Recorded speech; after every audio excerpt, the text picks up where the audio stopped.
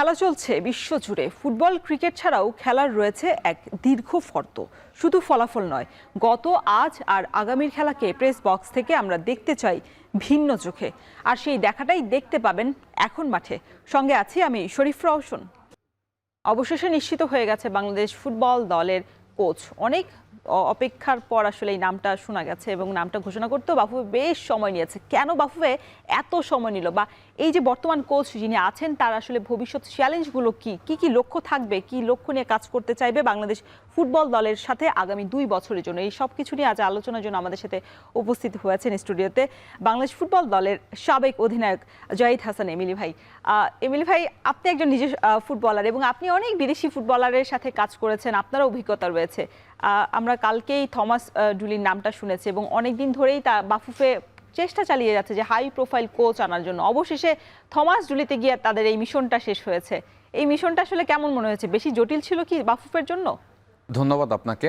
শুরুতেই আমি আসলে থমাস ডুলিকে ওয়েলকাম জানাই। বাংলাদেশের কোচ আগামী 2 বছরের জন্য সে নিযুক্ত হয়েছে, তাকে অভিনন্দন জানাই। অ্যাট দ্য সেম টাইম আপনি যেটা বলেছেন যে কিছুটা জটিলতা তো অবশ্যই ছিল। এর অন্যতম কারণ হলো বাংলাদেশ ফুটবল ফেডারেশন এর আগে আসলে এই প্রসেসে কখন আসলে কোচ নিয়োগ দেয়নি। হ্যাঁ, এবং আপনি যেটা বলেছেন যে আমার দীর্ঘ কেরিয়ার জাতীয় দলে, আমি আসলে কখন আসলে এইভাবে জাতীয় দলে কোচ নিয়োগের প্রক্রিয়াটা দেখিনি। তো সেই জায়গা থেকে তো ডেফিনেটলি যে টেন্ডার সাবমিট করে সবাই প্রোফাইল এখানে সাবমিট করার পর থেকে এখানে যাচাই বাছাই করে কিন্তু আপনি শেষ পর্যায়ে থমাস ডুলিকে আসলে কোচ নিয়োগ দিয়েছেন। সো প্রসেসটা তো একটু ডিফিকাল্ট ছিল এই কারণে, কারণ নিয়মটাতেই প্রথম।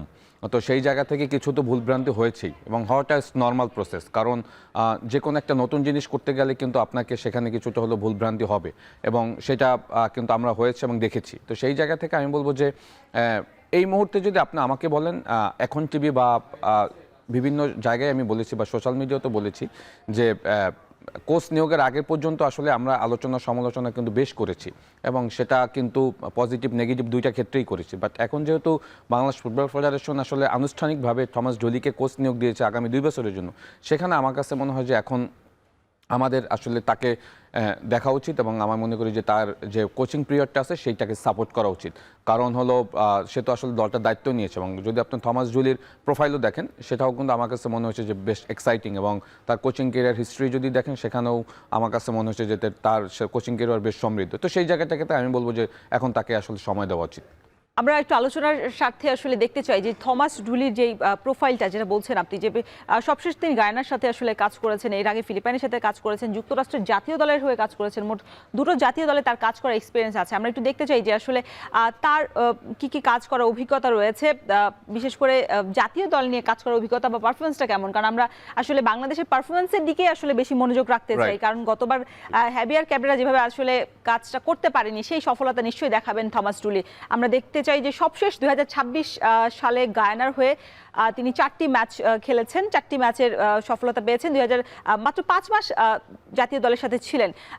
তারপর যদি একটু দেখি, ভিটেল এফসি টেকনিক্যাল ডিরেক্টর হিসেবে কাজ করার অভিজ্ঞতা রয়েছে তার। ফিলিপাইনের সাথে আমি যেটা বলছিলাম যে এবার এশিয়ান কাপের মূল পর্বে কিন্তু অপরাজিত চ্যাম্পিয়ন হয়ে কিন্তু তারা মূল পর্বে উতরেছে।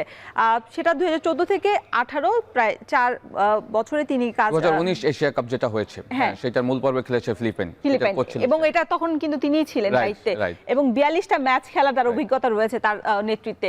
যুক্তরাষ্ট্র সহকারী কোচ বলছিলাম যে তিনি সহকারী কোচ হিসেবে কাজ করেছেন 11 থেকে 2014 সাল, 45টা ম্যাচ সংখ্যা তখন ছিল এবং বাংলাদেশের তো বর্তমানে তো দেখা যাচ্ছে যে বাংলাদেশের আগে তিনি 3টে দলের সাথে আসলে কাজ করেছেন, 2টো দলের সাথে জাতীয় দলের কোচ হয়েছেন এবং একটি সহকারী কোচ হিসেবে কাজ করেছেন। এই প্রোফাইলটা আসলে অন্তত গতবার আমাদের যে হ্যাভিয়ার ক্যাবরেরা ছিল তার যে প্রোফাইলটা ছিল তার থেকে নিশ্চয়ই আসলে তিনি এগিয়ে থাকবেন। না, এটা তো একটু এগিয়ে থাকবেন, অনেক অনেক এগিয়ে থাকবেন। আপনি যদি হেভিয়ার ক্যাবরেরার সাথে থমাস ডুলিকে কম্পেয়ার করেন সেটা তো আমার কাছে মনে হচ্ছে যে ঠিক হবে না, একদমই ঠিক হবে না। কারণ যে প্রোফাইল আপনি এখানে দেখছেন এটা তো অনেক সমৃদ্ধ প্রোফাইল এবং আপনি যেটা বলেছেন যে সে যখন যুক্তরাষ্ট্রের সহকারী কোচ ছিলেন তার হেড কোচ ছিল জার্গেন ক্লিসম্যান। হ্যাঁ, সো এটা কিন্তু বিশাল একটা অ্যাচিভমেন্ট। হ্যাঁ, ইউর্গেন ক্লিসম্যানের অ্যাসিস্ট্যান্ট, দ্যাট মিনস আপনার এটাকে কিন্তু অনেক বড় একটা অ্যাচিভমেন্ট বলতে পারেন। তো এবং কোচিং ক্যারিয়ারে কিন্তু এটা একটা বড় সাকসেসের জায়গা। তো সেই জায়গা থেকে আমি বলবো যে হেভিয়ার ক্যাবরেরা যখন আমাদের জাতীয় দলকে যখন কোচ হয়েছেন তখন কিন্তু তার এই ধরনের কোনো এক্সপিরিয়েন্সই ছিল না। সে কিন্তু একাডেমিক্যালি তার এক্সপিরিয়েন্স ছিল কিছুটা, হ্যাঁ, বাট ডিরেক্ট কিন্তু সে জাতীয় দলকে দায়িত্ব নিয়েছে কিন্তু বাংলাদেশে প্রথম এসে। সো থমাস জুলির এক্সপিরিয়েন্স যদি দেখেন, স্পেশালি 2014 থেকে 18 পর্যন্ত যে সে এশিয়ান কাপ কোয়ালিফায়ার যে ফিলিপাইনকে সে ম্যাচগুলি খেলেছে, সেখানে সে আপনার আনবিটেন হয়ে কিন্তু সে আপনার কোয়ালিফাই করেছে 2019 এশিয়া কাপ ফিলিপাইনকে। সো এইসব ক্যালকুলেশন বা এইসব কারিকুলামে কিন্তু সে অনেকটা এগিয়ে থাকবে, এবং তার কোচিং প্রোফাইল বলেন এবং অ্যাজ এ যদি তাকে প্লেয়ার প্রোফাইলও দেখেন, সেটাও কিন্তু অনেক সমৃদ্ধ। হ্যাঁ, সে ইউএসএ জাতীয় দলে খেলেছে, জাতীয় দলে ক্যাপ্টেন ছিল, সে ওয়ার্ল্ড কাপ খেলেছে, সব কিছু মিলিয়ে কিন্তু তার আর কোচিং অভিজ্ঞতাটা বেশ ডেফিনেটলি। তো সেই জায়গা থেকে এখন ব্যাপারটা হলো যে আমরা আসলে এই থমাস জুলিকে নিয়ে এই আলোচনাগুলি আসলে তৈরি হয়েছে বিকজ যখন আসলে সাবমিট করেছে অনেক প্রোফাইল, তখন কিন্তু আসলে অনেক হাই প্রোফাইল কোচ কিন্তু এখানে আসলে আপনি জানেন তাদের সিবি জমা দিয়েছিল। Chris Coleman, Rosario Mikel, Barnes Stroke, so এদের নামগুলি কিন্তু একটু সামনের দিকে ছিল, এবং একটা সময় আমরা ধরে নিয়েছিলাম যে ক্রিস কোলম্যান। আমি যদি একটু বলতে চাই, আপনি তো বলছেন যে হ্যাভিয়ার ক্যাব্রেরার সাথে তুলনা করা একেবারেই সঠিক না, তবে যাদের নিয়ে এত আলোচনা ছিল, বিশেষ করে গুঞ্জনে উঠে এসেছিল রোজারিও মিকেল হতে পারে বা ক্রিস কোলম্যানের নাম সবচেয়ে বেশি উচ্চারিত হয়েছে, সেই ক্ষেত্রে আসলে তাদের অনুযায়ী বা তাদের সাথে যদি তুলনা করি, নিঃসন্দেহে তিনি আসলে খুব বেশি এগিয়ে থাকবেন না। তাহলে সেই জায়গাতে আমরা মানে বাফুফে কি জিতেছে না হেরেছে শেষ পর্যন্ত, কাদেরকে হারিয়েছে বাফুফে? সমর্থক গোষ্ঠীরা কি হতাশ হচ্ছে কেন তারা? না, সমর্থকরা হতাশ হওয়ার অন্যতম কারণ হলো একটা সময় আমরা ধরে নিয়েছিলাম যে ক্রিস কোলম্যান বাংলাদেশে কোচ হতে যাচ্ছে, রাইট? তো সেই জায়গাটা কিন্তু প্রচুর কিন্তু আমরা আলোচনা করেছি যে ক্রিস কোলম্যান বাংলাদেশে কোচ হতে যাচ্ছে। সামহাও এটা সময় অপেক্ষা ছিল যে নামটা ডিক্লারেশন হবে, বাট সামহাও শেষের দিকে সে কিন্তু তার এজেন্ট যে একটা এজেন্ট ফি দাবি করেছে, বা তার এজেন্ট বা এর দেখেছে যে বাংলাদেশে ক্রিস কোলম্যান কিন্তু অনেক হাইপ হয়েছে, সেই সুযোগটা নিয়ে গিয়ে কিন্তু শেষের দিকে কিন্তু তার সাথে একটা নেগোসিয়েটের জায়গা থেকে কিন্তু বাংলাদেশ ফুটবল ফেডারেশনে কিন্তু মতের মিলটি হয়নি, যার কারণে কিন্তু ক্রিস কোলম্যান এখানে কোচ হয়নি। তো সেই জায়গাতে কিন্তু ক্রিস কোলম্যান এই যত প্রোফাইল করেছে সব থেকে কিন্তু কোয়ালিটি এবং প্রোফাইলে যদি বিবেচনা করেন বা তো যদি এক্সপিরিয়েন্স বিবেচনা করেন, সবার থেকে কিছুটা হলে এগিয়ে ছিল ক্রিস কোলম্যান। সো ক্রিস কোলম্যানকে কোচ না করার পরে আপনি যাদেরকে এবিসিডি মানে যারা সেকেন্ড চয়েস বা থার্ড চয়েস ছিলেন, সেখান থেকে যখন আপনি কাউকে কোচ করতে যাবেন, এই কোশ্চেনগুলি কিন্তু তারপর থেকে আসছে। সো থমাস জুলিকে যদি আপনি এক্সপিরিয়েন্সের জায়গাটা বিবেচনা করেন, আমার কাছে মনে হয়েছে যে তার এক্সপিরিয়েন্সও কিন্তু যথেষ্ট রয়েছে, হ্যাঁ, কোচিং ক্যারিয়ারে। সো এই জায়গাটা আসলে কমপ্লিকেটেড হয়েছে যে ক্রিস কোলম্যানকে কোচ না করার পরে আপনি যাকেই নিয়েছেন তাকে নিয়েই কিন্তু আলোচনাটা হতো। এখানে থমাস জুলি বা বার্নেস স্ট্রোককে নিলেও কিন্তু আসলে এই আলোচনাগুলি থাকতো।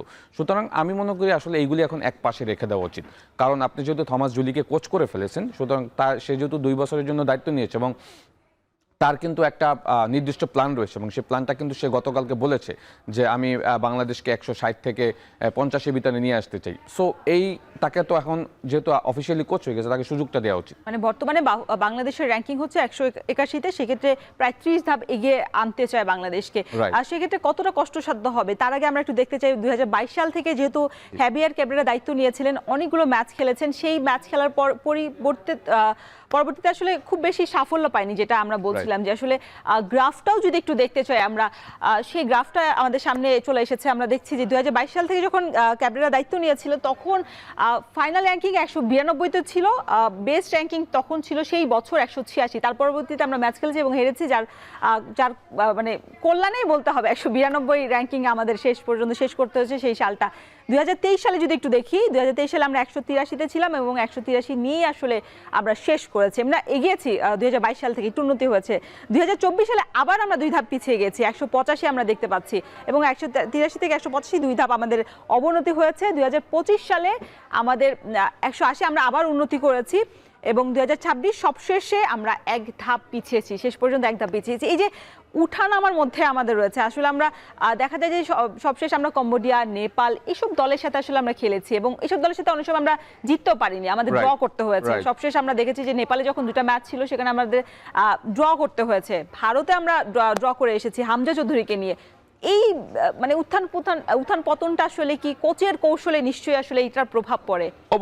অবশ্যই আপনার দলের স্কোয়াড যখন স্ট্রং থাকবে, তখন যদি আপনি কোচের যদি কৌশলটা ঠিক না থাকে, তখন কিন্তু মাঠের পারফরমেন্স কিন্তু আপনি ঠিক থাকবেন। আপনি যদি জানেন যে আমরা সিলেটের সাথে একটা ম্যাচ খেললাম, সেটাও কিন্তু আমরা হেরেছিলাম, আমাদের র্যাঙ্কিং থেকে অনেক উপরে যারা রিসেন্টলি ফুটবল খেলা শুরু করছে তাদেরকেও কিন্তু আমরা হারাতে পারিনি, বরং হেরেছিলাম।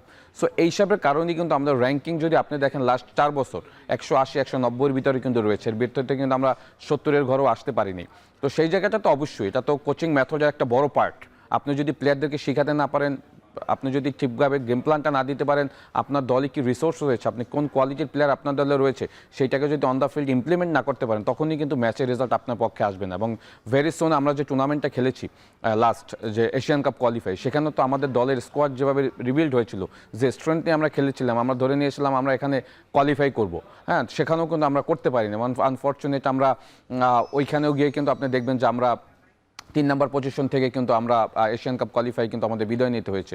সুতরাং এইগুলিই কিন্তু আসলে কাবরেরাকে কিন্তু আমি বলবো যে লং টার্ম কোচিংয়ের যে জায়গাটা, সেখানে কিন্তু আসলে তাকে অ্যাবসেন্স করেছে, যার কারণে কিন্তু নতুন কোচ বাংলাদেশ নিয়োগ দিয়েছে। কারণ ম্যাচের পর ম্যাচ, 4 বছর 3 ম্যাচ ইজ লং টাইম, আপনি অনেক বছর সময় পেয়েছেন, তো সেইখানে তো বাংলাদেশ দলকে আপনি তেমন কোনো সাকসেস দিতে পারেননি। সারা পৃথিবীর প্রসেসটাই এরকম, আপনি জাতীয় দলে যখন আপনি কোচিং করাবেন, সময়টাও স্বল্প থাকবে, রেজাল্টের পাল্লাটা বেশি থাকবে। আপনি দিতে পারলে আপনাকে চাকরি থেকে রাখবে, আর যদি না দিতে পারেন আপনাকে স্যাক করা হবে। এটা সারা পৃথিবীর প্রসেস। তো সেই জায়গা থেকে আমি মনে করি যে বাংলাদেশ নতুন একটা প্রসেস দিয়ে আগাচ্ছে এবং নতুন কোচ নিয়োগ দিয়েছে। হোপফুলি আমার কাছে মনে হয় যে আমরা এখন থমাস জুলির উপরে আমার মনে হয় যে বিশ্বাস রাখা উচিত, সে আসলে তার কোচিং পিরিয়ডে বাংলাদেশ দলটাকে নিয়ে কেমন করে। এমিল ভাই, আপনি বলছেন যে সারা বিশ্বের আসলে এক পথে চলে, তবে আমরা মনে হয় একটু ভিন্ন পথে চলি, যে রেকর্ডটা খুব খারাপ হলেও আমাদের কোচের সময় বারংবার বাড়ানো হয়। আমরা গত সবশেষ হ্যাভিয়ার ক্যাবরেরার ক্ষেত্রেই দেখেছি যে তার 2022 থেকে 2026 এবং বারংবার আমরা সময় দিয়েছি তাকে, যে ম্যাচ ফলাফল হয়তো আসবে করে, এবং হামজা চৌধুরী, সমিত সোমদের যখন অন্তর্ভুক্তি হয়েছে তারপরেও সাফল্য আসেনি, তারপর আমরা বাড়িয়েছি এবং শেষ পর্যন্ত আসলে কোচ, খেলোয়াড়দের চাপ হোক বা সমর্থক গোষ্ঠীদের চাপ হোক, সব মিলিয়ে আসলে একটা চাপে পড়ে বাফুফে এই সিদ্ধান্তটা হয়তোবা নিয়েছে। আপনার কি মনে হয় কিনা যে এই চাপটা না থাকলে হয়তোবা হ্যাভিয়ার ক্যাবরেরা সাফ পর্যন্ত, সামনের সানমেরও ম্যাচ আছে, সেটাও আসলে কন্টিনিউ করার একটা সুযোগ ছিল বা সুযোগ দিত বাফুফে তাকে? সেরকম একটা গুঞ্জন উঠেছিল কিন্তু, হ্যাঁ, সেরকম একটা গুঞ্জন উঠেছিল যে তাকে নেক্সট সেপ্টেম্বরে সাফ ফুটবল পর্যন্ত তাকে কন্ট্রাক্ট এক্সটেনশন করা হবে। তার তো আসলে এপ্রিলেই কিন্তু তার কন্ট্রাক্ট শেষ হয়েছে, হ্যাঁ। তো সেইখান থেকে আপনি যদি দেখেন, যখন এশিয়ান কাপ কোয়ালিফাই ম্যাচে আমরা ইন্ডিয়ার ম্যাচ খেললাম, ইন্ডিয়ার ম্যাচের পর তারপরে ম্যাচ খেললাম আমরা সিঙ্গাপুরের সাথে অ্যাওয়ে ম্যাচ। সো ওই সময়টা কিন্তু বড় একটা গ্যাপ ছিল এবং আমরা ধরে নিয়েছিলাম যে, এবং এর আগে কিন্তু বলা হয়েছিল যে ভারত ম্যাচটাই তাকে শেষ দেখা হবে, এবং যখন জিতলাম তখন আমরা আরেকবার কন্টিনিউ করলাম। আমি আপনার এই শোতে আপনার সাথেই বলেছিলাম যে আমরা হয়তো ধরে নিয়েছি যে ওই ইন্ডিয়ার ম্যাচের পরে হয়তো তাকে স্যাক করা, বাট ফরচুনেট যে সেই ম্যাচটা জিতে গিয়েছিল, হ্যাঁ, জেতার পরে কিন্তু তাকে আবার রেখে দেওয়া হয় এবং লাস্ট তো আমরা সিঙ্গাপুরের সাথে ম্যাচে হেরে গেলাম। তো তারপরে কিন্তু আসলে আর কোনো কোশ্চেন থাকে না, এবং তখনও আসলে কিছুটা গুঞ্জন ছিল যে হেভিয়ার কাবরেরা এক্সটেনশন করে কিনা, বাট সামাও হয়তো প্রেশার বা বাংলাদেশ ফুটবল ফেডারেশন হয়তো মনে করেছে যে এখন আসলে আর কাবরেরাকে, এবং বাংলাদেশ ফুটবল ফেডারেশন এক্সিকিউটিভ কমিটির মেম্বাররাও অনেকে চেয়েছে যে এই মুহূর্তে কাবরেরা যাতে বাংলাদেশ ফুটবল ফেডারেশনের কোচ হিসেবে দায়িত্ব না থাকুক। তো সেই জায়গাটা হয়তো তারা বিবেচনা করে নতুন কোচ নিয়োগ দিয়েছে। বাট আমার কাছে মনে হয় যে প্রিভিয়াস যে ভুলগুলি হয়েছে, সেই ভুলগুলি যেন বাংলাদেশ ফুটবল ফেডারেশন রিপিট না করে আমি এই কারণে বললাম যে নির্দিষ্ট একটা প্ল্যান যখন আপনি কোচকে দিয়ে দিবেন আগামী 2 বছরের জন্য, সেইটা যদি সে ফুলফিল এক্সিকিউট না করতে পারে, তখন কিন্তু তার কোচিং, তাকে কিন্তু কোচ হিসাবে নেক্সট আবার এক্সটেনশন করবেন কিনা বা তাকে বাদ দিবেন কিনা, সেই প্রসেসটা যেন ঠিক থাকে, হ্যাঁ। কারণ হলো এটা নিয়ম, আমরা এখন যেভাবে এগোচ্ছি, আমাদের দলটা আসলে প্রবাসী বাংলাদেশি প্লেয়ার আসার পরে আমাদের দলটা যেভাবে রিবিল্ড হচ্ছে, আমরা এখন ডেফিনেটলি চাই সাউথ এশিয়া থেকে বের হয়ে আপনার এশিয়াতে একটা ভালো অবস্থায় যেতে। তো ওই অবস্থানটা তৈরি করতে আসলে কোচের যে প্ল্যান থাকবে, কোচের যে প্রোগ্রামগুলি থাকবে, সেগুলি বাংলাদেশ ফুটবল ফেডারেশন তার সাথে সহযোগিতার মাধ্যমে যেন আমরা ওই জায়গাটাতে যেতে পারি, এইটাই হওয়া উচিত। আর যদি না যেতে পারি, আমি মনে করি যে যেটা হয় যে অনেক সময় দেখবেন অনেক হাই প্রোফাইল ভালো কোচ এসেও কিন্তু দেখবেন যে সাকসেসের জায়গাটা তেমন অ্যাভেল করতে পারে না। অনেক সময় দেখবেন যে নন ফেস অনেক কোচ এসে কিন্তু দেখবেন যে দলটাকে গুছিয়ে ফেলে। সুতরাং আমার মেইন কথা হলো যে দল হিসেবে বাংলাদেশ দল যখন পজিটিভ ফুটবল খেলবে, সাকসেস আসবে, যার মাধ্যমে তাকেই আপনি আমার কাছে মনে হয় যে কোচ হিসেবে কন্টিনিউ করবেন। এমিল ভাই, শুধু তো আসলে একজন কোচ জাতীয় দলের কেন্দ্রিক হয়ে থাকে না, তার নজর থাকে যেহেতু জাতীয় দলটাকে সমৃদ্ধ করতে হয়, সেক্ষেত্রে তার বয়স ভিত্তিক দল বা পরবর্তী সেই দলের দিকেও তো আসলে নজর রাখতে হয়। সেই নজরটা নিশ্চয়ই থমাস টুলি ভালোভাবেই রাখবেন এবং আমাদের জাতীয় দলকে সমৃদ্ধ করতে নিশ্চয়ই তিনি ভালো ভালো প্লেয়ার আসলে তুলে আনবেন। আমরা এই বিষয়ে আরো আলোচনা করব, তবে একটা বিরতি নিতে হচ্ছে। দর্শক কোথাও যাবেন না, ফিরছি একটু পরেই। এমএলএ ভাই, যেটা বলছিলাম যে একজন কোচের তো আসলে জাতীয় দলকে সমৃদ্ধ করতে বয়সভিত্তিক দল বা এর পরের দলগুলোকেও আসলে নজরে রাখতে হয়। সেক্ষেত্রে এই কোচের আসলে নজরটা কেমন থাকবে? কারণ আমরা দেখেছি হ্যাভিয়ার ক্যাব্রেরা যখনই ছুটি পেতেন তখনই স্পেনে চলে যেতেন নিজস্ব ব্যক্তিগত কাজে বা পারিবারিক সময় কাটাতে।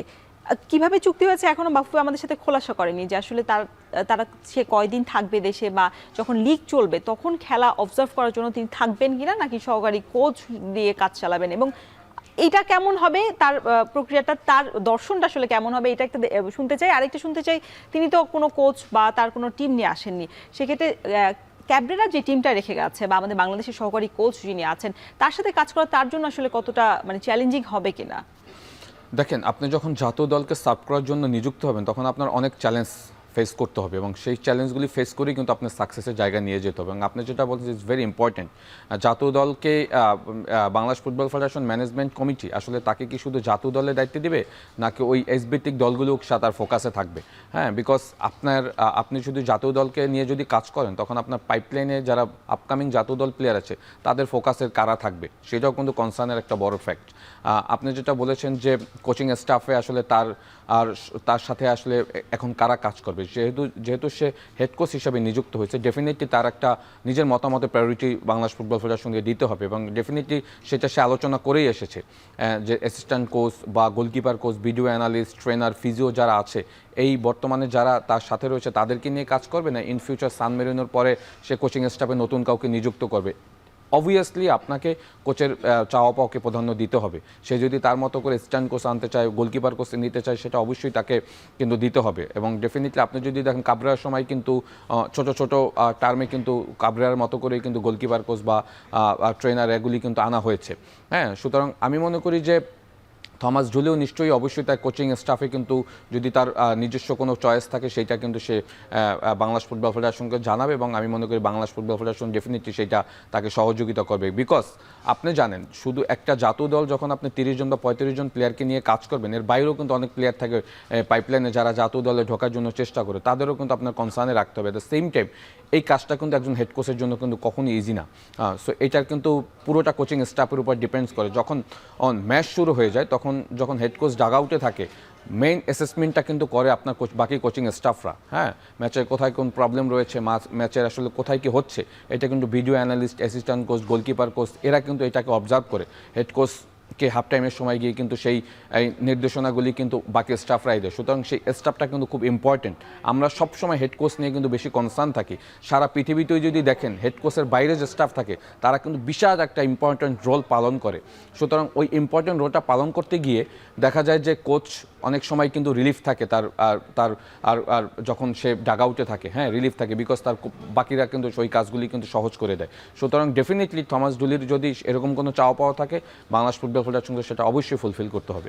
আচ্ছা, সেক্ষেত্রে আমরা দেখেছি যে ক্রীড়া প্রতিমন্ত্রীর সাথে তারা বারংবার অনেক মিটিং করেছে, ক্রীড়া প্রতিমন্ত্রী সর্বোচ্চ আসলে চেষ্টা করার কথা বলেছে, সহযোগিতার কথা বলেছে, এবং আর্থিক দিকটা আসলে মূল ফোকাস হয়ে গিয়েছিল।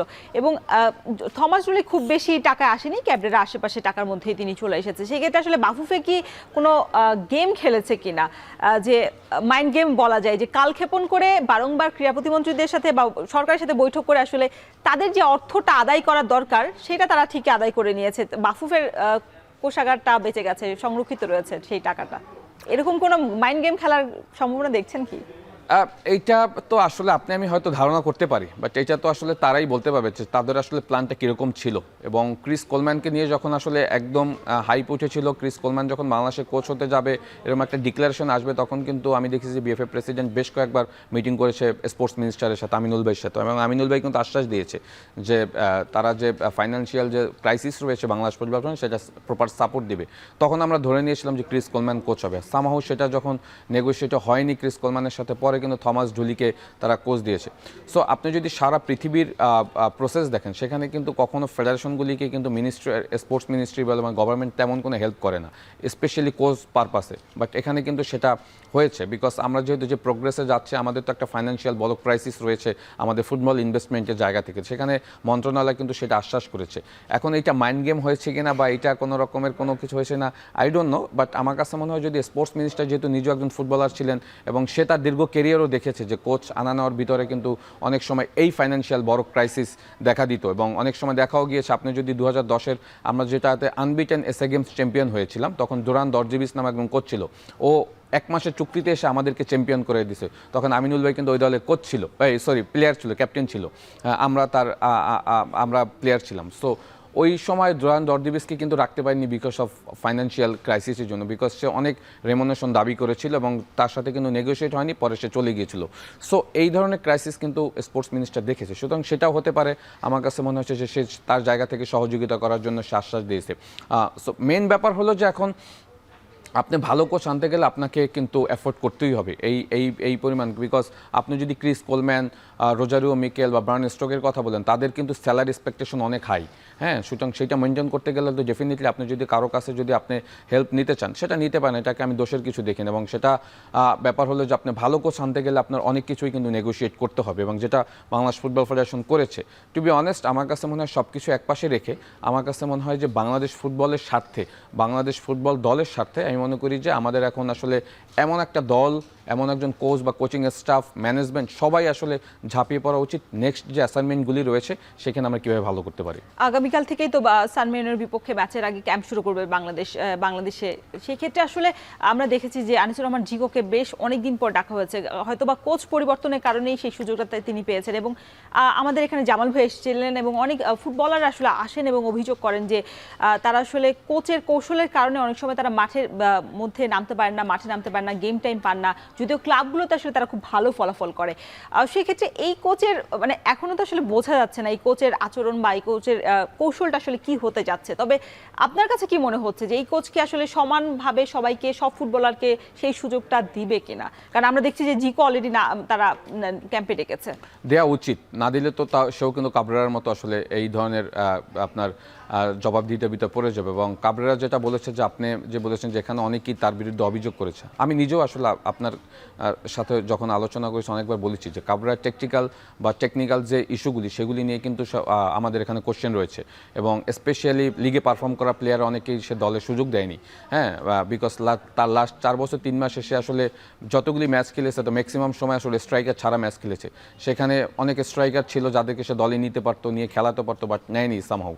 এবং স্পেশালি একজন প্লেয়ারের কথা আপনি সবসময় বলেন জিকোর কথা, জিকোকে কিন্তু সবসময় সে লিগে পারফর্ম করেছে বা দলে পারফর্ম করেছে, বাট তাকে নেওয়া হয়নি, এবারে স্কোয়াডে রয়েছে। সুতরাং কোচের কিন্তু এটা একটা বড় চ্যালেঞ্জ থাকবে যে পারফর্ম করা প্লেয়াররা যেন বাদ না পড়ে, হ্যাঁ, এবং তাদেরকে নিয়ে যেন স্কোয়াড করা। এবং আমরা সবসময় যেটা বলি যে দল স্কোয়াড সাজানোর সময় যেন অন্য কোনো সাইড থেকে যেন কোনো রকমের আপনার এখানে ইম্প্যাক্ট না পড়ে তার দল নির্বাচনের ক্ষেত্রে, বিকজ একজন হেড কোচ সারা পৃথিবীতেই সে কিন্তু কারো কথা শুনে কিন্তু দল সাজাবে না, সে তার ব্যক্তি মত দিয়ে তার কোচিং স্টাফের সাথে কথা বলে কিন্তু সে তার মতো করে দল সাজাবে। তো সেইখানে যদি কেউ ম্যানিপুলেট করার চেষ্টা করে সেটা তো অবভিয়াসলি একটা কোশ্চেন চলে আসবে। So I hope Thomas Julie সেটাকে কোনোভাবে অ্যাকসেপ্ট করবে না, বিকজ তার কোচিং ক্যারিয়ার সেটাই বলে। তো সেই জায়গা থেকে আমি বলবো যে এটা হওয়ার সুযোগ কম।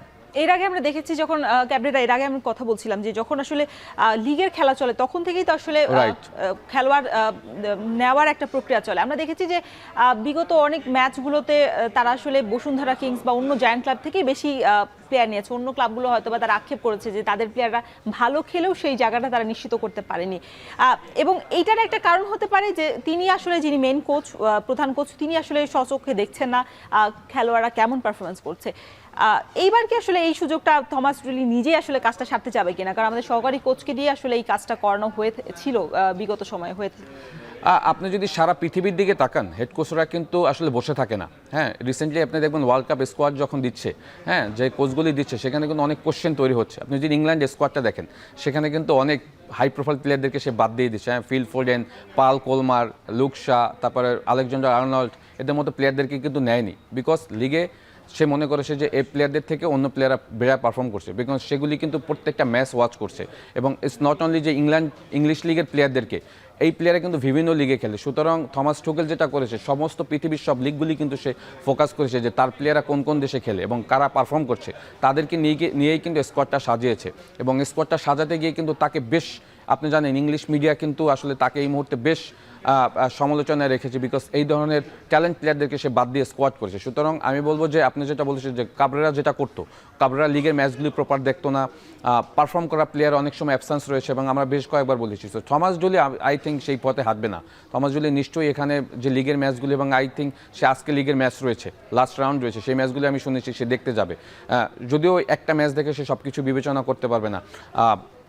সুতরাং আপকামিং যে লিগ থাকবে বা যে অ্যাসাইনমেন্ট থাকবে, যে সময় বাংলাদেশ ফুটবলের খেলা থাকবে, সেইগুলি সে অবজার্ভ করবে। অ্যাট দ্য সেম টাইম আপনি শুরুতে যে কোশ্চেনটা করেছেন যে পাইপলাইনে যারা প্লেয়ার রয়েছে আন্ডার এজ ভিত্তিক দলগুলি, সেগুলির দিকে সে কনসার্ন হবে, বিকজ লাস্ট আন্ডার-20 যে দলটা চ্যাম্পিয়ন হয়েছে সেখানেও কিন্তু আমাদের অনেক পোটেনশিয়াল প্লেয়ার আছে। সেখান থেকে কোনো প্লেয়ারকে জাতীয় দলে ইনক্লুড করা যায় কিনা, শুধু জাতীয় দলের না, কারণ আমাদের অনূর্ধ্ব-23 যেটা অলিম্পিক বাংলাদেশ দলের কথা রয়েছে, এই নিয়ে আমরা আলোচনা করব যে অনূর্ধ্ব-23 দলেও তো বাংলাদেশের জাতীয় দলের কোচের কথা রয়েছে যে তাদের আসলে দিক নির্দেশনা থাকবে, সেটা আসলে কতটুকু কাজ করতে পারবে। একই সময় যেহেতু পড়ে গেছে ক্যাম্পের সময়টা, সেটা আসলে কতটুকু কার্যকারিতা হবে সেটা নিয়ে আলোচনা করব। দর্শক, নিচ্ছি ছোট্ট একটা বিরতি, ফিরছি একটু পরেই। এমিলি ভাই, আমরা থমাস ডুলির কৌশল নিয়ে কথা বলছিলাম যে এক একটা কোচের কৌশল এক এক রকম। বাংলাদেশ বিগত সময়ে হ্যাভিয়ার ক্যাবরেরার কোচিংয়ে খেলেছেন, এর আগে জেমিডের কোচিংয়ে তারা খেলেছেন, এখন থমাস ডুলির কৌশলে খেলাবেন। শেষ ফিলিপাইনের বিপক্ষে, ফিলিপাইনের যখন তিনি কোচিং করিয়েছেন, নেতৃত্ব দিয়েছেন, তখন তিনি 4-4-2 ফরমেশনে খেলেছেন, এবং আসলে অন্যের থেকে বল কেড়ে নেওয়ার থেকেও তিনি সবসময় বিশ্বাস করতেন যে বল পায়ে রাখার সক্ষমতাটা, এটা আসলে অন্তত হ্যাভিয়ার ক্যাবরেরার সময় এই দক্ষতাটা কিছুটা অর্জন করতে পেরেছে বাংলাদেশ ফুটবল দলের প্লেয়াররা, কিন্তু একুরেট বল পাসিং যে প্রসেসটা, সেটা কি এখনো মানে রপ্ত করতে পেরেছে কিনা সোহেল রানা যারা? না, এটা তো অবশ্যই না। যেটা হয় যে আমরা যখন অপোনেন্ট হাই প্রেসিং করে, তখন কিন্তু আমরা বল আমাদের পায়ে রাখতে পারি না, খুব সহজেই কিন্তু আমরা বল লস করে ফেলি। এবং আপনি যেটা বলেছেন যে হ্যাভিয়ার ক্যাবরেরার সময় আমরা বিল্ড আপ করার চেষ্টা করেছি, পিছন থেকে হয়তো ছোট ছোট পাস, ইভেনচুয়ালি মিতুল মার্মা থেকে আসলে খেলাটা স্টার্ট হয়েছে। হ্যাঁ, তো সেইখানে কিন্তু করতে গিয়েও কিন্তু আমাদের অনেক সময় ভুলভ্রান্তি হয়েছে, খেলাটা বিল্ড আপ করতে গিয়েছে। বিল্ড আপ আপনি তখন করতে পারবেন যখন আপনার দলে অনেক কোয়ালিটি প্লেয়ার থাকবে, আপনার প্লেয়ার আসলে বল কন্ট্রোল এবং বল পাসিং অ্যাকুরেসি বা কোয়ালিটি যদি ভালো থাকে, হ্যাঁ, তো সেইখানে কিন্তু আপনি বিল্ড আপটা সহজেই করতে পারবেন। এবং অপোনেন্ট যখন আপনাকে হাই প্রেস করবে, সেখানে আসলে আপনার আর খেলার মোমেন্টটা কী থাকবে, হ্যাঁ, আপনি কি বল আপনার নিজের পায়ে রাখবেন নাকি আপনি লং বল খেলবেন, সব কিছু কিন্তু আসলে ডিপেন্ড করে প্লেয়ারের কোয়ালিটির উপর। এবং আপনি যেটা বলছেন যে formation depends on player resource, আপনার দলে কোন ধরনের স্ট্রেংথ প্লেয়ার রয়েছে, আপনার কোন কোয়ালিটি প্লেয়ার রয়েছে, তার উপরে বিবেচনা করে কিন্তু আপনি আপনার ফরমেশন দাঁড় করাবেন। তো হ্যাভিয়ার ক্যাবরেরা যেটা করেছিল, যে আমার কাছে মনে হয় যে সে বিল্ড আপ করতে গিয়ে কিন্তু অনেক সময় বাধার সম্মুখীন হয়েছে, এবং সেটাতে কিন্তু বেশি একটা সাকসেস হতে পারেনি, বিকজ আপনি যেটা তৈরি করবেন সেটা আপনার প্লেয়ারের কোয়ালিটির উপরে মেনটেন করে কিন্তু আপনি আপনার ফরমেশনটা তৈরি করবেন। সো এই মুহূর্তে যে দলের স্ট্রেংথ রয়েছে, এইটাকে আপনি আগে জাজমেন্ট করতে হবে যে এই প্লেয়ার দিয়ে কি আমি কোন ফরমেশনে খেলাতে চাই, আমি কি আসলে বল পজিশন রেখে অ্যাটাকে যাব, নাকি আমি আসলে লং পাস খেলবো, নাকি কুইক কাউন্টার অ্যাটাকে যাব, নাকি আমি মিডফিল্ড ব্লক করে যাব। সো ফুটবলে কিন্তু অনেকগুলি ভাগ রয়েছে। সো কোন দিক থেকে আপনি আপনার দলের প্লেয়ারদের স্ট্রেংথ বিবেচনা করে আসলে কোন ফরমেশনটাতে যাবেন, কোন ফরমেশনটা আপনার জন্য সুইটেবল হবে, সেইটাতে কিন্তু আপনি যাবেন। তো সেই জায়গা থেকে থমাস জুলি, আপনি যেটা বলেছেন যে 4-4-2-তে সে ফিলিপাইনকে খেলেছে, অনেক সময় আমি দেখেছি যে 3 সেন্টার ব্যাক নিয়েও খেলেছে। So depends on player quality, হ্যাঁ, ফরমেশন ডিপেন্ডস অন প্লেয়ার। এই মুহূর্তে তো আমরা দেখছি যে আমাদের বেস্ট হ্যাভিয়ার ক্যাবরেরা কিন্তু বলেছে যে এশিয়ার মধ্যে বেস্ট মিডফিল্ডার হচ্ছে বাংলাদেশের অন্যতম একটা মিডফিল্ডারে সে কথা বলেছে। সেই ক্ষেত্রে আসলে এখন এই মুহূর্তে কোন কৌশলে গেলে আসলে বাংলাদেশ, যেহেতু সামনে সান মেরিনোর বিপক্ষে ম্যাচ আছে, সাফের ম্যাচ আসার সম্ভাবনা রয়েছে, সেক্ষেত্রে কোন কৌশলে গেলে সফলতাটা বেশি আসবে? সফলতা বেশি আসবে তার থেকে মেইন ব্যাপার হলো যে আমরা আসলে ফরমেশন ডিপেন্ডস অন অপোনেন্ট। হ্যাঁ, আপনার আগে অপোনেন্টকে দেখতে হবে যে আপনার অপোনেন্ট অনেকটা স্ট্রং আমাদের থেকে নাকি আমাদের থেকে দুর্বল। হ্যাঁ, আপনি যদি সান মেরিনো এই মুহূর্তে যে দল রয়েছে সেখানে হয়তো আমাদের সাথে তাদের খেলাটা কম্পিটিটিভ হবে, হ্যাঁ, আমাদের মানেরই দল বা আমাদের থেকে একটু নিচু বা যাই হোক, সুতরাং সেখানে হয়তো আপনি বল পজিশন বেশি রেখে কিন্তু আপনি অ্যাটাকে যেতে চাবেন, হ্যাঁ, বেশি অ্যাটাক করতে চাবেন। আর অপোনেন্ট যদি স্ট্রং থাকে তখন কিন্তু আপনি অনেক বেশি অ্যাটাক করতে পারবেন না। তখন যেটা হবে যে আপনি মিডফিল্ড থেকে ব্লক করে ডিফেন্স এবং মিডফিল্ড একটা কম্প্যাক্টনেস তৈরি করতে হবে। ডিপেন্ডস অন ফরমেশন অপোনেন্ট কারা, তার উপরে বেস করে কিন্তু আপনি দলটাকে প্রিপারেশন নেবেন এবং প্রিপেয়ার করবেন। সুতরাং এই মুহূর্তে তো আসলে যে আপকামিং আমাদের যে ম্যাচগুলি রয়েছে সান মেরিনো বা সাফ ফুটবল, সেখানে কিন্তু আমাদের থেকে বেটার দল নেই, আমরা কিন্তু বরং বেটার তাদের থেকে। সুতরাং এখানে তো we playing more attacking football. তো সেইটা করতে গেলে আপনি যেটা বলছেন যে পৃথিবীতে ফুটবলের একটা সহজ উক্তি আছে, আপনার কাছে যতক্ষণ বল আছে ততক্ষণ আপনি সেভ আছেন। হ্যাঁ, বল যখন অপোনেন্টের কাছে তখন কিন্তু আপনি বিপদে পড়ে যান। সুতরাং বল আপনার পায়ে যত বেশি রাখতে পারবেন, যেটা থমাস জুলি বলেছে যে আমার নিজেদের পায়ে বল রেখে আমরা অ্যাটাকে যেতে চাই। সো বল পজিশন যত আপনার পাশে বেশি থাকবে তখন কিন্তু আপনার চান্স ক্রিয়েট বেশি হবে এবং অপোনেন্ট কিন্তু তখন আসলে খেলার সুযোগটা কম পাবে। তো সেই জায়গা থেকে তো কোচ ডেফিনেটলি চাইবে দলের স্ট্রেংথের উপর বিবেচনা করে আসলে ফরমেশনটা সাজানো। আচ্ছা, সেক্ষেত্রে সান মেরিনোর বিপক্ষে একদম র্যাঙ্কিং এর শেষ দলটা হচ্ছে সান মেরিনো। যদিও ইউরোপের ভালো ভালো ক্লাবগুলোতে তারা খেলে থাকে, যেহেতু আমরা ইউরোপের কোনো দলের সাথে এই প্রথমবার খেলার সুযোগ পেয়েছি। এর আগে মনে হয় ইউরোপে খেলেছি, তবে ইন্ডিয়া দলের সাথে আসলে আমাদের লড়াইটা হয়েছে, তবে কোনো দলের সাথে না। সেক্ষেত্রে এই ম্যাচটাতে আসলে আমরা দেখেছি যে অনেক প্লেয়ারকে তারা ডেকেছে। সেক্ষেত্রে আমাদের শক্তিশালী পার্টটা কোনটা হবে, যেহেতু আমাদের স্ট্রাইকার সলিড কোনো স্ট্রাইকার এই মুহূর্তে এখনো তৈরি হয়নি, সেক্ষেত্রে আমরা কি মিডফিল্ডকে নিয়েই আসলে পরিকল্পনা সাজাবো, নাকি ডিফেন্সে আমরা বেশি মানে রক্ষণ ভাগটাকে নিয়ে পরিকল্পনা করতে হবে? না, আপনি যখন একটা ম্যাচ খেলবেন, হ্যাঁ, যখন ম্যাচ খেলবেন এবং আপনার দলে যখন আপনি দেখবেন যে আপনার মূল পার্টের কোন জায়গাটা স্ট্রং, হ্যাঁ, একটা দলে কিন্তু গোলকিপার, মিডফিল্ড, ডিফেন্স, মিডফিল্ড এবং অ্যাটাক 4টা পার্ট থাকে। সো কোন পার্টটা আপনার সব থেকে বেশি স্ট্রং এবং কোন পার্টটা নিয়ে আপনি বেশি কাজ করলে আপনার দল ইম্প্যাক্টফুল ফুটবল খেলতে পারবে, ওই জায়গাটাকে কিন্তু আপনার একটা অবশ্যই প্রাধান্যতা দিতে হবে। বাট প্রত্যেকটা ডিপার্টমেন্টকেই কিন্তু আপনাকে যখন ম্যাচ শুরু হয়ে যাবে সতর্ক থাকতে হবে, বিকজ আপনি 2টা গোল দিলেন, আপনি ডিফেন্স 3টা গোল কনসিড করলে আপনি কিন্তু ম্যাচ জিততে পারবেন না। সুতরাং প্রত্যেকটা ডিপার্টমেন্টেই কিন্তু আপনাকে কাজ করতে হবে। সো আপনি যেটা বলেন যে এই মুহূর্তে বাংলাদেশ দলের স্ট্রেংথ ডেফিনেটলি মিডফিল্ড প্যাটার্নটাকে আমার কাছে মনে হয় একটু স্ট্রং, বিকজ হামজার মতো প্লেয়ার, সলিড প্লেয়ার রয়েছে, সমিত সোমের মতো প্লেয়ার রয়েছে। সুতরাং মিডফিল্ডে যেহেতু আমাদের এত কোয়ালিটি প্লেয়ার রয়েছে, সুতরাং আমাদের মিডফিল্ডটাকে বেশি স্ট্রং করে বাকি যে 2-3টা ডিপার্টমেন্ট রয়েছে সেইগুলিকেও আমার কাছে মনে হয় যে আমরা প্রপার আর আমাদের প্রিপারেশন নিতে হবে। লাইক আপনি দেখবেন আমরা কিন্তু অনেক সময় গোল দিয়ে কিন্তু সাথে সাথে গোল খেয়ে গেছি, এমনও ম্যাচ গেছে আমরা 2-1 ম্যাচ লিডে রয়েছে, একদম লাস্ট মোমেন্টে গোল খেয়ে কিন্তু ম্যাচ ড্র হয়েছে। আপনি যদি দেখেন নেপালের সাথে যেটা আমরা হোম ম্যাচ খেলেছিলাম, হ্যাঁ, ফ্রেন্ডলি খেলেছিলাম, 2-1 আমরা লিডে ছিলাম, একদম লাস্ট মোমেন্টে সেট পিস থেকে আমরা গোল কনসিড করে ম্যাচটা 2-2 ড্র হয়। এরকম কিন্তু অনেক ম্যাচ আমরা ক্লোজ ম্যাচ কিন্তু হেরে গিয়েছি বা ড্র করেছি। সুতরাং ওই জায়গাগুলিও কিন্তু আপনাকে সতর্ক থাকতে হবে। তো সুতরাং আমি বলবো যে কোচ ডেফিনেটলি লিগের আজকে এক রাউন্ড ম্যাচ আছে সেইটা দেখবে এবং প্রিভিয়াস যে বাংলাদেশ দল যে ম্যাচগুলি খেলেছে সেইটার ভিডিও ক্লিপস দেখবে এবং এখানে আপনি জানেন যে বাংলাদেশ জাতীয় দলের সাথে নাসিব ভাই রয়েছে ভিডিও অ্যানালিস্ট, তার সাথে তার একটা যোগাযোগ অবশ্যই হয়েছে বিগত দিনে বা আসার পরে তার সাথে তারা ভিডিওগুলি দেখে ওখান থেকে ফাইন্ড আউট করবে যে কোন কোন প্লেয়াররা এই মুহূর্তে ফিট রয়েছে বা কাদেরকে দিয়ে খেলালে সানমেরিনোর সাথে ভালো হবে না, আপকামিং সাফ ফুটবল রয়েছে সেখানে আসলে কোন ফরমেশনে খেলে দলটা ভালো করবে। ডেফিনেটলি তো কোচ এটা নিয়ে একটা প্ল্যান করবে এবং আপনি যেটা বলছেন যে সান মেরিনো এই মুহূর্তে র্যাঙ্কিংয়ে একদম তলানিতে থাকলো, বাট তারা দলটা কিন্তু আপনি যদি জানেন রিসেন্টলি কিন্তু তারা অনেক বড় বড় কান্ট্রির সাথে ফুটবল ম্যাচ খেলার এক্সপিরিয়েন্স রয়েছে তাদের, হ্যাঁ, যদিও অনেক মেজারমেন্টে তারা হেরেছে, বাট বাংলাদেশের সাথে যখন খেলতে হবে ম্যাচটা কিন্তু খুব টাইট হবে। সুতরাং আমি মনে করি যে সেই প্ল্যানগুলি কিন্তু অবশ্যই সে করবে।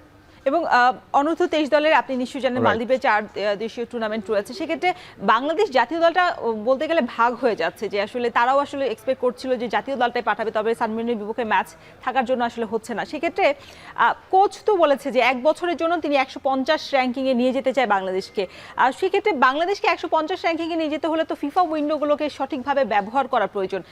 সেই ব্যবহারটা আমরা দেখেছি যে একদম শেষ সময় বাফুফে একদম তড়িঘড়ি করে একটা দলের সাথে আসলে তারা ম্যাচ আয়োজন করে ফেলে। সেই জায়গায় আসলে কোচের মানে প্ল্যান থাকবে কিনা যে আগে থেকেই তিনি নিজস্বভাবে আসলে একটা দেশের সাথে যোগাযোগ করা বা প্ল্যান দেওয়া, যে পরিকল্পনাটা কথা দীর্ঘমেয়াদী যে পরিকল্পনাটা। দেখেন উনি যে প্ল্যানটা দিয়ে সেইখানে আমি কিছুটা হলো ডিফেন্ড করি এই কারণে সে বলেছে যে 150-160 ভিতরে র্যাঙ্ক ইজ ভেরি টাফ।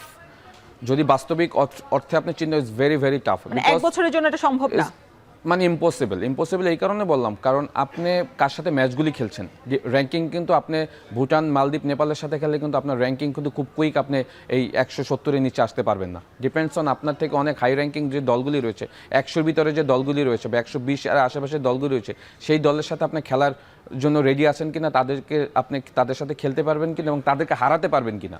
হারালে না আপনার র্যাঙ্কিং এই ঘরের ভিতরে আপনার দেবে এবং 1 বছরের ভিতরে আপনার হাতে কতগুলি ম্যাচ রয়েছে এবং সেই ম্যাচগুলি কোন র্যাঙ্কিংয়ের দলের সাথে আপনি খেলছেন, হ্যাঁ, এবং তাদেরকে আপনি হারাতে পারবেন কিনা, তারপর না আপনার র্যাঙ্কিং 150 বা 60 ভিতরে আসবে। সো সে যেটা বলছে ইজ ভেরি ডিফিকাল্ট এই মুহূর্তে, এবং এটা 2 বছরের জন্য ভেরি ডিফিকাল্ট। এই কারণে বললাম 4 বছর 3 মাস কাবরেরার অধীনে আমরা যতগুলি ম্যাচ খেলেছি 180 এবং 190 থেকে কিন্তু আমরা র্যাঙ্কিং থেকে বেরোতে পারিনি। সো আশা দেখানোটা ভালো, এবং আমি নিচেও আশাবাদী যে এটা হোক, হলে তো অবশ্যই এটা আমাদের ফুটবলের জন্য ভালো হবে। বাট বাস্তবিক অর্থে যদি চিন্তা করেন ইজ ভেরি ডিফিকাল্ট, বিকজ আগামী 2 বছর আপনি হয়তো 15-16টা ম্যাচ খেলবেন, এবং এই ম্যাচগুলি কাদের সাথে? আপনি কি ইউরোপিয়ান দলের সাথে খেলবেন বা এশিয়ার একদম হাইয়েস্ট স্ট্যান্ডার্ড দেশগুলির সাথে খেলছেন? সেগুলো আসলে আগে থেকে পরিকল্পনা আনতে হবে, যোগাযোগ করতে হবে, শেষ মুহূর্তে যেন তড়িঘড়ি করে একটা নেপাল বা ভুটানের মতো দলের সাথে লাইক আপনি এখন সান মেরিনোর সাথে খেলবেন, সান মেরিনোকে হারালে কি আপনি এখান থেকে এক লাফে কি আপনি 170 আসবেন? নো, বিকজ সান মেরিনো র্যাঙ্কিংও দেখতে হবে তারা কোথায় রয়েছে। সুতরাং সবকিছু কিন্তু ডিপেন্ডস অন অপোনেন্ট র্যাঙ্কিং, হ্যাঁ, এবং তাদেরকে আপনি হারাতে পেরেছেন কিনা। সো এর উপরে ডিপেন্ড করবে আসলে আপনি কোথায় যাচ্ছেন আগামী 2 বছরে। এমিল ভাই, আরো অনেক আলাপ রয়েছে, তবে ছোট্ট একটা বিরতি নিতে হচ্ছে। দর্শক ফিরছে একটু পরেই, সাথেই থাকুন। এমিল ভাই, থমাস ডুলের এই সময় বর্তমানে চ্যালেঞ্জ কি হবে? বিশেষ করে অবকাঠামো নিয়ে, আসলে দেশের অবকাঠামো তো খুব বেশি আসলে সমৃদ্ধ না, সেক্ষেত্রে ওইখানটায় চ্যালেঞ্জ বেশি হয়ে যাবে কিনা থমাস ডুলের জন্য? না, এনভায়রনমেন্টটা একটা বড় চ্যালেঞ্জ, হ্যাঁ, বিকজ তার যদি কোচিং ক্যারিয়ারের যদি তার এর আগের এক্সপিরিয়েন্স দেখেন, সেগুলি তো আসলে খুব ভালো ভালো জায়গায় সে কাজ করে আসছে।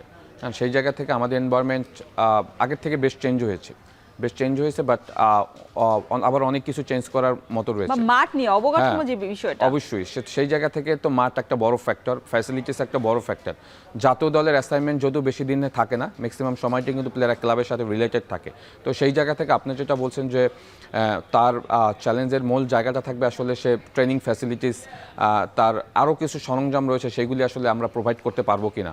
এবং সবথেকে বড় ব্যাপার হলো, আগেও বলেছি যে কোচিং স্টাফ আসলে আপনাকে তাকে প্রপার সাপোর্টটা দিতে পারছে কিনা, ইজ ভেরি ডিপ, মানে কি আমি বলবো যে ইম্পর্টেন্ট থিংস। হ্যাঁ, সো এই চ্যালেঞ্জগুলি কিন্তু তাকে ফেস করতে হবে, এবং সেইগুলি সে যদি উতরে যেতে পারে। এবং সবথেকে বড় ব্যাপার হলো যে চ্যালেঞ্জের অন্যতম কারণ আরেকটা মাধ্যম হলো যে প্লেয়ারদেরকে আসলে প্রপার হ্যান্ডেলটা করতে পারছেন কিনা। হ্যাঁ, তো সেই জায়গাটাও কিন্তু তার জন্য একটা চ্যালেঞ্জ থাকবে, কারণ সামাও আমি কোথাও দেখেছি যে থমাস ডুলি আসলে সে কোন দেশে জেনে কাজ করতে গিয়ে প্রবাসী এবং লোকাল প্লেয়ারদের ভিতরে একটা ঝামেলা হয়ে গিয়েছিল। সুতরাং এই ধরনের ঝামেলাও যেন সে কমপ্লিকেটেড না তৈরি করে। হ্যাঁ, সুতরাং বিকজ এখানে কিন্তু এখন আমাদের অনেক ট্যালেন্টেড প্রবাসী বাংলাদেশের আসছে, এবং আমাদের এখানেও ট্যালেন্টেড প্লেয়ার আছে, তাদেরকে যেন সংযুক্ত করে একটা টিম হিসাবে সে যেন আসলে আমি মনে করি যে একটা দল হিসেবে দলটাকে খেলাতে পারে, সেটাও কিন্তু একটা বড় চ্যালেঞ্জ থাকবে। সুতরাং এই চ্যালেঞ্জগুলি সে ফেস করারও এক্সপিরিয়েন্স রয়েছে, এবং জাতীয় দলে যখন আপনি কোচ হিসাবে নিযুক্ত হবেন, অনেক চ্যালেঞ্জ থাকবে, অনেক ফেস আপনাকে মোকাবেলা করতে হবে, যে কিনা আপনি যদি করতে পারেন তখনই কিন্তু আপনি সাকসেসের জায়গাটা দেখতে পাবেন। থমাস ডুলি তো আসলে আসিয়ান অঞ্চলে কাজ করেছেন, ফিলিপাইনে যেহেতু কাজ করেছেন, এই পরিবেশের সাথে সে বেশ পরিচিত। সেই ক্ষেত্রে আসলে থমাস ডুলি আসলে নিশ্চিত হয়ে এসেছেন বাংলাদেশ দলের কি কি রয়েছে, বাংলাদেশ দলের কি কি সংকট রয়েছে, সেটা নিশ্চয়ই তিনি জেনেই আসলে নিজের ইচ্ছাতেই এসেছেন। সেক্ষেত্রে খুব বেশি চ্যালেঞ্জ হওয়ার কথা না, যদি মাঠ ছাড়া আসলে, যেহেতু জাতীয় স্টেডিয়ামে একটা মাঠ বা অন্য কোনো মাঠে খেলার যদি সুযোগ না থাকে আর কি। দেখেন, চ্যালেঞ্জ সব কিছু সহজ হয়ে যাবে যখন আপনি দলটাকে আসলে প্রপার হ্যান্ডেল করতে পারবেন। এর বাইরে তেমন কোনো চ্যালেঞ্জ আমি দেখি না, বিকজ আপনি সব কিছু সমালোচনার বাইরে থাকবেন যখন দল ভালো করবে। যখন দল খারাপ করবে তখন অনেক কিছু আপনাকে ফেস করতে হবে। হ্যাঁ, সুতরাং আমি মনে করি যে প্লেয়ারদের সাথে কোচ রিলেশনটা যত তাড়াতাড়ি বিল্ড আপ হয়ে যাবে, এবং ওনার যে কোচিং স্টাইলটা, যে প্লেইং স্টাইলটা, এটা প্লেয়াররা যত তাড়াতাড়ি ক্যাচ করতে পারবে তত তাড়াতাড়ি কিন্তু আসলে দলটা ভালো করবে। এবং দল ভালো করলে কি হবে, তখন এই আলোচনা সমালোচনা কিন্তু পাস হয়ে যাবে। আর যদি এগুলি অ্যাডাপ্ট না করতে পারে, প্লেয়ারদের সাথে যদি তার রিলেশন বা on the field of the field performance যদি ঠিকঠাক না থাকে, তখন কিন্তু অনেক কোশ্চেন সামনে চলে আসবে। সানমেরিনোর বিপক্ষে ম্যাচ হচ্ছে 5 জুন, সেক্ষেত্রে এই সময়টার মধ্যে আসলে কি কোপ আপ করা সম্ভব কিনা প্লেয়ারদের, তার সাথে যে আন্ডারস্ট্যান্ডিং এর বিষয়? অফকোর্স সম্ভব, বিকজ যেটা হয়েছে যে সে যখন এখানে কনফার্ম করেছে, ডেফিনেটলি সে বাংলাদেশকে নিয়ে অনেক পরীক্ষা নিরীক্ষা করেছে, অনেক পড়াশোনা করেছে। হ্যাঁ, এবং তার কিন্তু এই মুহূর্তে আপনি দেখবেন যে মুখস্থ রয়েছে যে কোন প্লেয়ার কোন পজিশনে খেলছে, কারা বেটার করছে, কারা খারাপ করছে, কারা সাবস্টিটিউটে গিয়ে ভালো করছে, এটা কিন্তু সে অলরেডি কিন্তু সে পড়াশোনা করে এসেছে। সুতরাং এবং বাকি যে কোচিং স্টাফ আছে তারাও কিন্তু তাকে হেল্প করছে। সুতরাং সেই জায়গাটা নিয়ে তেমন কোনো চ্যালেঞ্জ দেখছি না, এবং জাতীয় দলকে নিয়ে কাজ করতে গেলে আপনাকে অনেক সময় দেওয়া হবে না। হ্যাঁ, খুব শর্ট টাইমের ভিতরে কিন্তু তাদেরকে রেডি করতে হবে, বিকজ ন্যাশনাল টিমে যারা খেলে তারা কিন্তু ক্লাব ফুটবলে রেগুলার পারফর্ম করে এখানে আসে। সুতরাং সবাই কিন্তু রেডি প্লেয়ার, সুতরাং তাদেরকে নিয়ে কাজ করতে গেলে কিন্তু অনেক সময় লাগে না। সুতরাং জাস্ট প্লেইং স্টাইলটা এবং আমি মনে করি যে টেকটিক্যাল কিছু ইস্যু থাকে সেইগুলি যদি, এবং সেট পিস বা অন্যান্য যেগুলি আছে সেগুলি নিয়ে প্রপার কাজ করতে পারলেই কিন্তু আমি মনে করি সহজেই আপনি আপনার যে দর্শন রয়েছে সেটা আপনি ফুলফিল করতে পারবেন। থমাস ডুলিকে যেই প্ল্যান করে আসলে আনা হয়েছে বাংলাদেশ জাতীয় দলের ফুটবল কোচ হিসেবে, নিশ্চয়ই আসলে দর্শকরা অন্তত তারা আসলে সেই সাফল্যটা পাবে, দেখতে পাবে, এটাই আসলে আশা আশা করছে। করি, জি। এমিল ভাই, অসংখ্য ধন্যবাদ আলোচনা করার জন্য। ধন্যবাদ। দর্শক, শেষ করছি এখন মাঠের আজকের আয়োজন। এতক্ষণ সঙ্গে থাকার জন্য সবাইকে ধন্যবাদ।